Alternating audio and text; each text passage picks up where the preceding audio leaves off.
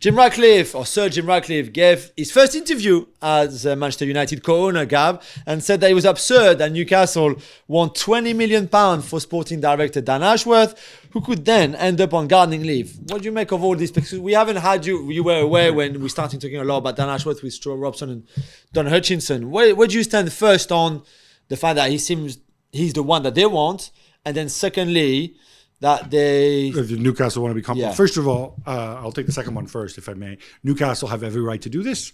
They signed a contract with him. 2 more years. They're defending one of their assets. They have every right to keep a hard line, to demand whatever they want, and to make him sit out and have gardening league. Other clubs do this too, right? Yeah. So Newcastle are 100% within their rights to go and do this, and to go and say like, oh, but Pep Guardiola doesn't keep players who don't want to keep their, like, as Jim Ratcliffe says, he's being disingenuous. You're a businessman. You know that it's business. Newcastle have every right to do this. Yeah. Whether he's the right guy, he's certainly a guy who's gotten a ton of praise. He gets a lot of good press. I think part of it is because it's deserved, but I think also you want to really evaluate.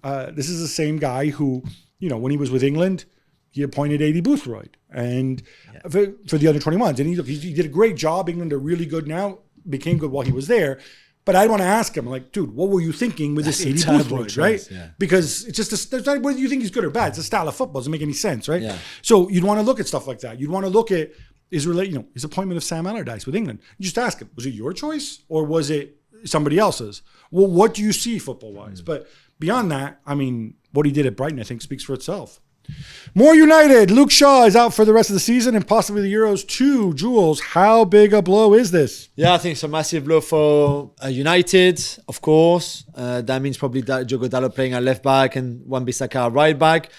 It's for him as well. I mean, he can't, again, get a break with injuries. I think he's missed 200 games already since joining United almost 10 years ago through injuries between club and England. It's just really sad, and that it looks very unlikely that he can be fit for the Euros. Ratcliffe has also some interesting things to say, Gabby, about the government funding a new stadium for Manchester United. Yeah, it was interesting because he's kind of trying to play the regional card because he's from there. Yeah. And he says, well, people in the north pay taxes, but, London gets, they have Wembley Stadium and they have the National Rugby Stadium and they have the National Tennis Center, I think, or whatever he talked about, the Olympics, blah, blah, blah. People up north pay taxes too. And I'm like, are you sending a message that the government should be paying for the refurbishment of Old Trafford? I thought that was a bit curious. It sounds like, you're playing to local pride. But then again, hey, that works. If you don't ask, you don't get. Yeah. I don't know if this makes sense, and this isn't a political discussion about taxpayer money, but I think it shows you that this is his medal, and he's willing to push the envelope. I thought it was really interesting. I mean, what he said. There was a lot of things, I think, to unpack. He talked about Mason Greenwood as well, saying that they would make a decision at some point, that he's a United player, which some people interpreted as a hint that he might stay at the club. I don't know if you read it that way. I mean, whichever way it does, United had their internal investigation. They came to the decision that they came to. They also have a fiduciary responsibility towards their shareholders. Yeah. I understand why he said that. Does he want to review that? Because obviously that was done before he arrived. Right, but equally, I think they're going to look at what progress has Greenwood made. Do we feel differently about how we want to deal with him? He has a contract through 2025 and a 1 year, which there's a club option to extend it for a year, right? Yeah. He is a club asset as a player. So I think that was the road, that was the point he was trying to get across. It would be stupid for him to say, no, he'll never play for this club ever again. Yeah, right? yeah. So it's kind of it's a trap question, basically. Yeah. He also said that Sir Dave Brailsford would be heavily involved, which, again, I've said it before, I'm going to say it again. I'm not really sure if it's a good thing or bad thing, because at Nice, when Brailsford got involved, he did a lot of stupid things. And Ratcliffe also said yesterday... You like the Aaron Ramsey deal? Well, and Joe Bryan. Remember Joe Bryan? No, nobody remembers Joe Bryan, but say... This former Fulham star, Joe exactly. Bryan. Brailsford signed him. But Ratcliffe also said yesterday that they made mistakes at Nice that they don't want to reproduce at United. So I'm hoping that at least they've learned from what they did wrong at Nice and not redo again.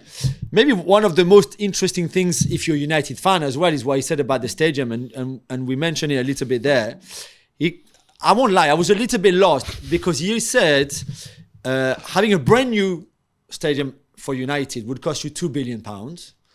If you want to refurbish Old Trafford, it would cost you £1 billion, and you can have a really nice 80,000, 90,000 seats, like the Wembley of the North. He loves that expression. But I'm not sure if he said it's better to have the brand new one or refurbish Old Trafford as it is, because he said it's also difficult with Old Trafford. You're over the train line. So I was a little bit lost, and I'm not sure in the end what he meant. He also said, or maybe the government could just build or contribute or whatever. Maybe we could build a £2 billion new stadium and then redevelop Old Trafford kind of on a smaller basis. And then the Manchester United women's team. Right. Because he's an older gentleman, he called it the Manchester United ladies team. Yeah.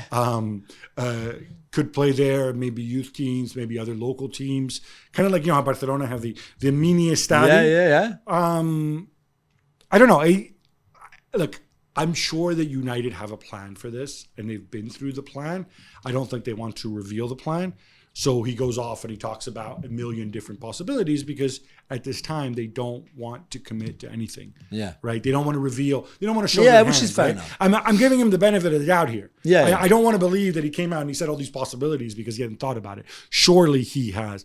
And by the way, the customary reminder: he's in control of the football side. The Glazers are in control of the money side. It takes money to run the football side. So all these things, the Glazers are loving it. Like, you go out there, Jim, enjoy. Go and talk to them. And then we'll be making the decisions.